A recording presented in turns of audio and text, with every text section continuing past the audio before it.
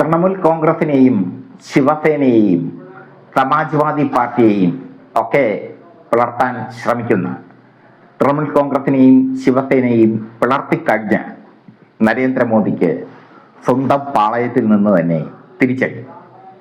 നരേന്ദ്രമോദിയെ ഏറ്റവും കൂടുതൽ എതിർക്കുന്ന സീനിയർ നേതാവാണ് പ്രതിരോധ മന്ത്രി രാജ്നാഥ് സിംഗ്. രാജ്നാഥ് സിംഗിനെ പുറത്താക്കാൻ നരേന്ദ്രമോദി സർക്കാർ തീരുമാനിച്ചിരിക്കുന്നു. കുറെ കാലമായി രാജ്നാഥ് സിംഗ് നരേന്ദ്രമോദിക്ക് എതിരാണ്. അദ്ദേഹം നിശബ്ദനായി ഇരിക്കുകയാണ്. പണ്ട് UP-യിലെ മുഖ്യമന്ത്രിയായിരുന്നു അദ്ദേഹം. BJP ഒന്നുമല്ലാത്ത കാലത്ത് സംഘപരിവാർ രാഷ്ട്രീയത്തിലൂടെ കടന്നു വന്ന വ്യക്തിയാണ് രാജ്നാഥ് സിംഗ്. അദ്ദേഹത്തിന് അദ്ദേഹത്തിൻ്റെതായ വ്യക്തിത്വമുണ്ട്.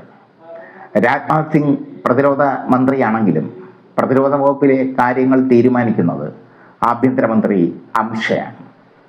മോദിയും അമിത്ഷയും ചേർന്നുള്ള ഭരണമാണ് നടക്കുന്നത്. ഒരുപാട് പേരെ മോദി വേദനിപ്പിച്ച് ഒന്നുമല്ലാതെ ആക്കിയിട്ടുണ്ട്. യശ്വന്ത് സിൻഹ ഉദാഹരണം. നിതിൻ ഗഡ്കരി കേന്ദ്ര മന്ത്രിയാണെങ്കിലും അദ്ദേഹത്തെ ഒതുക്കാൻ മോദി കാണിച്ച കപട നാടകങ്ങൾ ശ്രദ്ധേയമാണ്. RSSന്റെ പിന്തുണയുള്ളത് കൊണ്ട് മാത്രമാണ് നിതിൻ ഗഡ്കരി രക്ഷപ്പെട്ട് നിൽക്കുന്നത്. പ്രതിരോധ മന്ത്രിയായ രാജ്നാഥ് സിംഗിന്റെ വകുപ്പിൽ ആഭ്യന്തരമന്ത്രി അമിത്ഷാ നിരന്തരം ഇടപെടുന്നു. രാജ്നാഥ് സിംഗിന് ഇതിൽ അസ്വസ്ഥതയുണ്ട്. മന്ത്രിസഭയുടെ കാര്യത്തിൽ പുതിയ മന്ത്രിമാരെ എടുക്കാനുള്ള തീരുമാനമാണ് ഇപ്പോൾ മോദിയും അമിത്ഷയും ചേർന്ന് കൈക്കൊണ്ടിരിക്കുന്നത്. അതിൽ പ്രധാനമായും ഇരയാവുന്നത് രാജ്നാഥ് സിംഗ് ആണ്. രാജ്നാഥ് സിംഗ് ഇത് തിരിച്ചറിയുകയും ചെയ്യുന്നു. തന്നെ താറടിച്ച് പുറത്താക്കാനാണ് മോദിയും അമിത്ഷയും ശ്രമിക്കുന്നത് എന്ന് രാജ്നാഥ് സിംഗിന്, രാഷ്ട്രീയത്തിലെ തന്ത്രങ്ങൾ അറിയാവുന്ന രാജ്നാഥ് സിംഗിന് നന്നായി അറിയാം. മോദി തൻ്റെ പ്രതിച്ഛായ വർദ്ധിപ്പിക്കാനുള്ള ശ്രമത്തിലാണ്. മന്ത്രിസഭ പുനഃസംഘടിപ്പിക്കുമ്പോൾ മോദി തൻ്റെ പ്രതിച്ഛായ വർദ്ധിപ്പിച്ചുകൊണ്ടിരിക്കും. പഴയ നേതാക്കളെയൊക്കെ ഒതുക്കിക്കൊണ്ടിരിക്കും.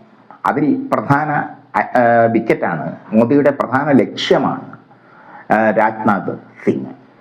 രാജ്നാഥ് സിംഗ് മോദിയുടെ നയങ്ങളെ നിശബ്ദമായി എതിർക്കുന്ന നേതാവാണ്. പ്രത്യക്ഷത്തിൽ നിതിൻ ഗഡ്കരി മോദിക്കെതിരെ പല പ്രാവശ്യം രംഗത്ത് വന്നിട്ടുണ്ടെങ്കിലും രാജ്നാഥ് സിംഗ് പരോക്ഷമായി മാത്രമേ രംഗത്ത് വന്നിട്ടുള്ളൂ. യശ്വന്ത് സിംഗെ പോലെയുള്ള വലിയ വലിയ നേതാക്കളെ ഒതുക്കിയാണ് മോദി പ്രധാനമന്ത്രിയായത്. മോദി പ്രധാനമന്ത്രിയാകുമ്പോഴും മോദിയുടെ മന്ത്രിസഭയിലെ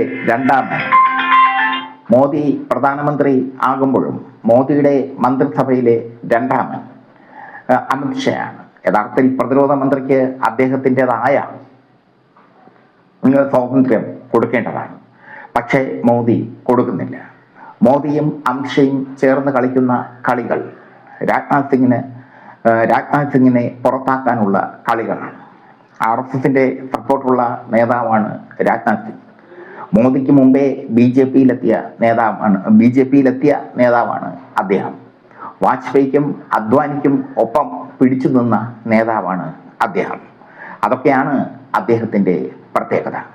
ആ രാജ്നാഥ് സിംഗിനെയാണ് ഒതുക്കാൻ അല്ലെങ്കിൽ പുറത്തെറിയാൻ മോദിയും അമിത്ഷയും ചേർന്ന് കരുക്കൾ നീക്കുന്നത്. ഒരു വശത്ത് ശിവസേനയെ പിളർത്തി മോദിയും അമിത്ഷയും ചേർന്ന്, മറുവശത്ത് തൃണമൂൽ കോൺഗ്രസിനെ ഒന്നുമല്ലാതാക്കി മോദിയും അമിത്ഷയും ചേർന്ന്.